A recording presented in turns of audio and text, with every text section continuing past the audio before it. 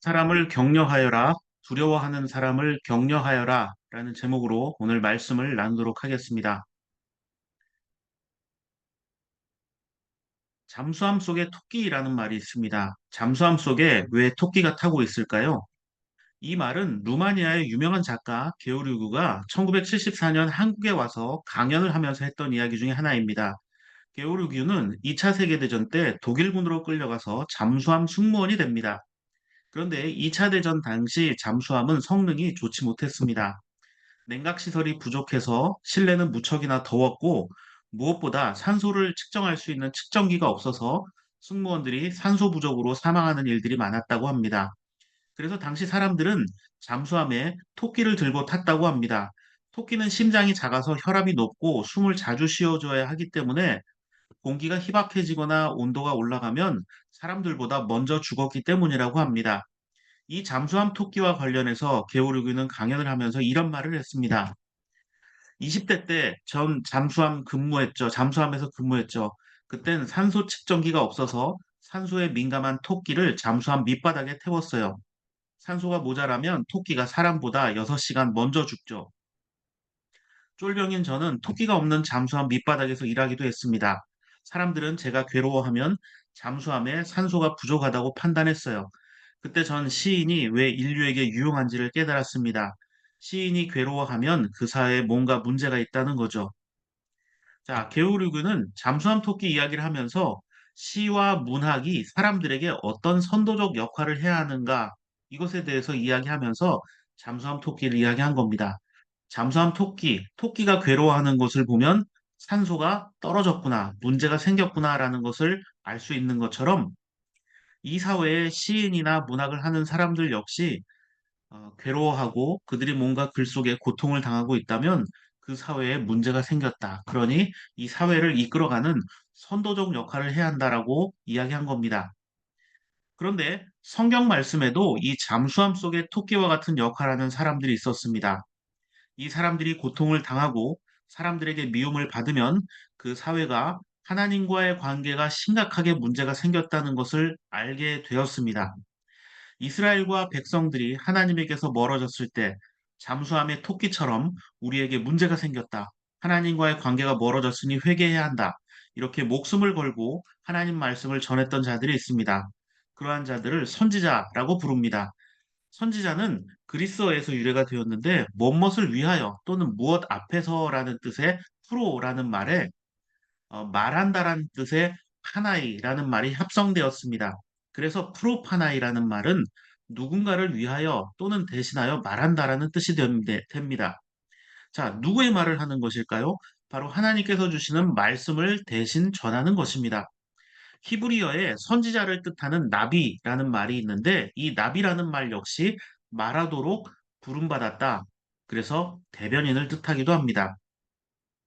그렇다면 성경에 등장하는 선지자들은 점쟁이와 같은 것일까요? 우리가 흔히 알고 있는 점쟁이와는 전혀 그 임무나 기능이 다릅니다. 점쟁이는 그저 한 개인의 길흉을 말합니다. 그래서 사람들이 듣고 싶은 이야기, 듣기 좋은 이야기, 어떻게 그것을 피할 수 있는지를 알려주죠. 그러나 선지자는 그 시대를 관통하는 하나님의 말씀을 전합니다. 그래서 지금도 그렇지만 당시에도 하나님의 말씀은 인기가 없었습니다. 왜 그럴까요? 사람들은 자기들이 듣고 싶은 말과 자신의 욕심을 채워주는 점쟁이와 같은 자들의 말을 더 좋아했기 때문입니다. 이웃을 사랑해야 한다라는 것을 알지만 그러고 싶진 않습니다. 왜냐하면 내가 손해를 보아야 하기 때문이죠. 나의 시간과 비용이 낭비된다면 그것은 사랑이라고 생각하지 않았습니다. 나만 잘 살고 싶은 게 인간의 이기심이기 때문입니다. 그런데 하나님의 말씀은 사람들에게 결단을 촉구하고 잘못되었으니 고쳐야 한다라고 말하고 있습니다. 점쟁이가 너는 문제 없는데 주변을 바꿔야 한다라고 말한다면 선지자들은 주변은 문제가 없고 네가 바뀌어야 한다라고 말하고 있다는 점입니다.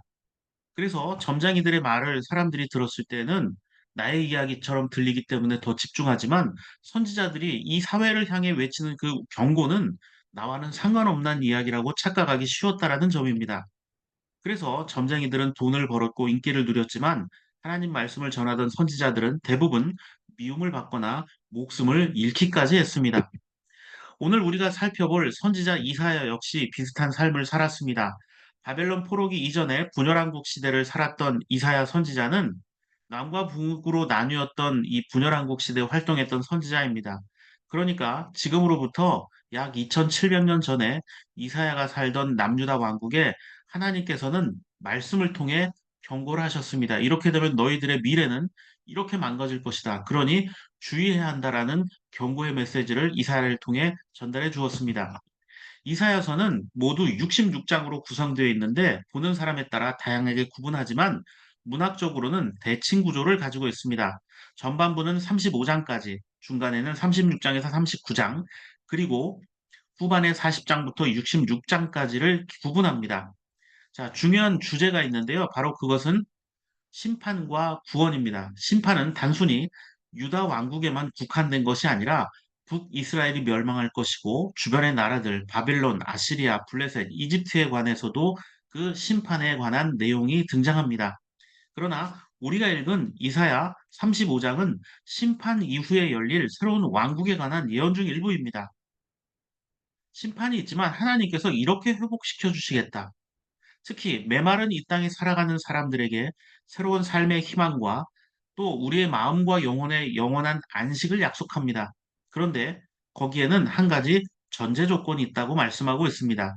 인간의 능력이 아니라 오직 창조주 하나님에 의해서만 주어진다는 것을 인정하라는 겁니다. 그리고 하나님께 부름받은 자들이 해야 할 사명이 무엇인가? 이런 상황에서 하나님께 부름받은 자들은 어떤 삶을 살아야 하는가를 설명하고 있습니다. 오늘 첫 번째 본문 이사야 35장 4절 말씀을 보십시오. 두려워하는 사람을 격려하라 이렇게 시작하고 있습니다. 여기서 두려워한다라는 히브리어는 레니무하레라는 단어를 쓰는데 두려워한다라는 말 이외에도 서두른다 또는 액체가 된다라는 말이 있습니다. 자, 마음에 평안이 없으면 사람들은 두려운 것 투성입니다. 이것도 걱정되고 저것도 걱정되고 뭐 돈 걱정, 사람 걱정, 걱정이 끝이 없습니다. 그리고 걱정하고 불안하게 되면 어떤 일을 할 때 조급해지고 서두를 수밖에 없습니다. 무엇보다 사절에 두려워한다는 히브리어는 직역하면 마음이 액체가 되었다라는 뜻입니다. 여호수아 7장 5절에도 비슷한 표현이 등장합니다. 세번역과 개역개정 성경을 비교해 보면 세번역에서는 백성의 간담이 서늘해졌다라고 표현할 때 또 개역개정에서는 백성의 마음이 녹아 물같이 되었다. 이 말은 다 같은 단어가 쓰이고 있습니다. 마사스라는 히브리어 단어를 쓰는데 앞서 설명했던 이 말과 같은 의미의 단어가 쓰이고 있다는 점입니다. 사람의 마음이 겁을 내고 용기를 잃으면 물과 같은 액체 상태가 되고 마는 것입니다. 시편 22편 14절 말씀에도 나는 쏟아진 물처럼 기운이 빠져버렸고 뼈마디가 모두 어그러졌습니다. 나의 마음이 촛물처럼 녹아내려 절망에 빠졌습니다라고 이야기합니다. 우리말에도 사람을 하찮게 보거나 쉬운 사람을 이야기할 때 그 사람 맹물이야, 맹탕이야, 나를 물로 보냐 이런 말들이 있는 것과 마찬가지입니다. 그렇다면 사람의 마음에서 평안이 사라지고 두려움에 빠지게 되는 이유는 무엇일까요? 창세기 3장 10절 말씀을 보면 아담은 하나님 앞에 범죄한 후에 하나님을 피해 숨었습니다. 10절에서는 그 이유를 벗은 몸이라 두려워 숨었다라고 말하는데 여기서 벗었다라는 말은 두 가지 뜻이 있다고 합니다. 우리가 잘 아는 대로 벌거벗었다라는 뜻 외에도 간교하다라는 뜻이 있다고 합니다. 자, 벗어서 두렵다는 말은 옷을 입지 않아 부끄럽다는 말이 아닙니다. 이미 하나님을 미워하는 마음이 있으니 불편해서 가까이 하고 싶지 않다는 겁니다. 아, 나 지금 벗은 몸이라 앞에 나가기 부끄럽습니다라는 핑계라는 겁니다. 벗어서 부끄럽다라는 말은 아담이 만들어낸 변명입니다. 벗은 것이 두려워 숨었다라는 것은 실제로 옷을 벗었다는 것이 아니라 들어오지 마십시오. 저와 가까이 하려 하지 마십시오. 저는 지금 곤란합니다. 라는 변명을 하고 있는 것입니다. 그리고 10절 말씀을 보면 아담은 제가 또 저는 이런 표현을 사용하고 있습니다. 그 뒤에는 뭐 들었다, 숨었다 이런 표현들을 하고 있는데요. 이건 아담이 자신의 행위 주체가 되어서 자기 자신이란 점을 강조하고 있는 겁니다. 하나님의 소리를 듣는 것도 나고 숨는 것도 나 자신이다라고 항변하는 겁니다. 여러분, 경험도 없고 이제 막 군대나 회사에 들어온 이등병이나 신입사원이 선배들 앞에서 내 생각에는 내가 해보니까 이런 말을 하면 어떤 생각이 들겠습니까? 아담이 지금 자기 감정과 경험을 하나님 앞에서 강조하고 있는 이유가 무엇입니까? 나는 하나님과 동등한 존재라는 이 간교한 교만이 아담에게 이미 가득했던 겁니다. 한마디로 아담은 그 삶의 주인이 하나님이 아니라 자기 자신이라 착각한 겁니다. 아담은 자신의 실수를 깨닫고 재빨리 하나님 말씀을 어겼습니다. 용서해 주십시오라고 회개했어야 하는데 그는 계속해서 변명과 책임을 그 똑똑한 머리로 만들어내고 있었다는 겁니다. 그러나 그 마음속은 두려움, 그리고 고민밖에 없었습니다. 하지만 하나님은 어떤 분이십니까? 오늘 첫 번째 본문 이사야 35장 5절과 6절 말씀을 보십시오. 그때 눈먼 사람의 눈이 밝아지고 귀먹은 사람의 귀가 열릴 것이다. 그때 다리를 절던 사람이 사슴처럼 뛰고 말을 못하던 혀가 노래를 부를 것이다. 광야에서 물이 솟겠고 사막에 시냇물이 흐를 것이다. 하나님께서는 죄와 상처로 얼룩진 삶을 회복시켜 주실 수 있는 유일한 분입니다. 5절과 6절에 등장하는 눈먼 사람, 듣지 못하는 사람, 다리가 불편한 사람, 말 못하는 사람은 몸이 불편한 사람이라는 공통점도 있지만 궁극적으로는 인간이 하나님을 그 삶의 중심에 두지 않을 때 어떤 상태가 되는지를 설명하는 것이기도 합니다. 아담처럼 스스로 주인이라 착각하며 사는 자들은 바른 것을 볼 수가 없어요. 눈이 먼 겁니다. 우리가 욕심에 눈이 멀었다 할 때 그 사람은 주변이 보이지 않고 자기 그 욕심만을 따라 사는 것을 흔히 볼 수 있게 되죠. 또 욕심에 눈이 멀게 되면 바른 길을 걷지도 못하고 바른 말을 할 줄도 모릅니다. 뭔가 이익과 관계되거나 자기 욕망과 얽혀 있으면 엉뚱한 짓들을 할 수밖에 없어요. 재판을 잘못되게 하거나 또 판결을 엉뚱하게 하기도 합니다. 이처럼 죄악 가운데 있던 인간을 구원하시기 위해 하나님은 그 아들 예수 그리스도를 보내셨습니다. 세 번째 본문 마가복음 7장 37절을 보면 주님은 이 세상에서 어떤 일을 하셨는지 나타납니다. 37절 말씀을 보시면 사람들이 몹시 놀라서 말하였다. 그가 하시는 일은 모두 훌륭하다. 듣지 못하는 사람도 듣게 하시고 말 못하는 사람도 말하게 하신다. 이렇게 되어 있습니다. 자, 여기서 듣지 못하는 사람은 정말 장애가 있는 사람, 말 못하는 사람은 정말 장애가 있는 사람이란 뜻도 되지만 또 다른 의미로는 그 사회나 여러 가지 억압으로 인해서 못 들은 척, 못 본 척, 말하지 못하는 척 하는 사람들도 포함되어 있다는 겁니다. 억눌려 있는 자들을 포함하기도 합니다. 하나님은 말씀을 지키시는 분입니다. 회복시켜 주시겠다 했던 약속을 우리의 유일한 중보자 예수 그리스도를 통해 이루셨습니다. 이제 그 사명은 그리스도를 믿는 자들에게도 똑같이 적용이 됩니다.